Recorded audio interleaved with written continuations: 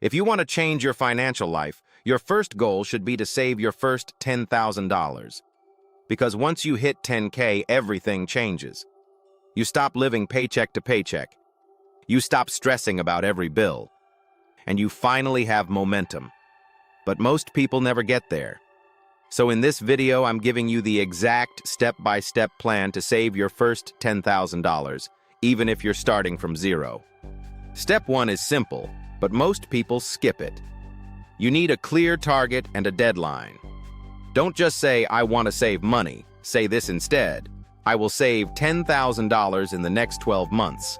That breaks down to about $830 per month, or around $27 per day. Now it feels real.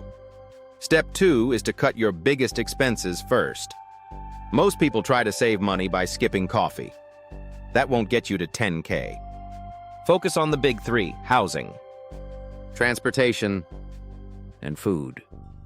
If you can reduce your rent, refinance your car, or cut your food spending by even a small amount, you can save hundreds per month instantly. Step 3 is to increase your income. Saving alone is slow. Earning more speeds everything up.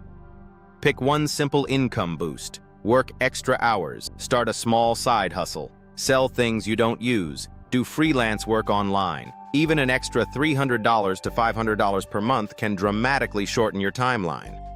Step 4 is to automate your savings.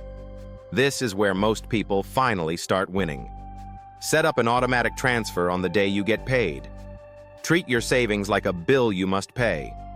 If the money never hits your checking account, you won't spend it. Step 5 is to use the no-touch rule. Once money goes into your savings, you don't touch it. No exceptions. Not for shopping. Not for random expenses.